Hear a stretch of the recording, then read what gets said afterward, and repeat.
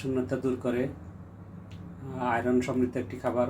সাথে নিয়েছি সিমের সম্পর্কে সবাই জানেন, সাথে বেগুন সম্পর্কে জানেন। এটি একটি আয়রন জাতীয় খাবার, আপনি নিয়মিত খেতে পারেন।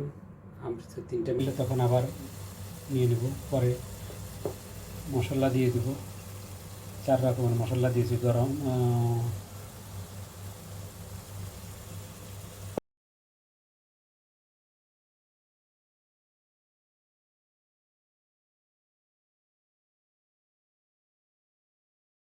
ডালও দেব, এটা হচ্ছে মাসকালাই ডাল। ডালটি দিলে খেতে আলাদা একটি সুস্বাদু, হালকা। টমেটো অ্যাড করে দিলাম, সাথে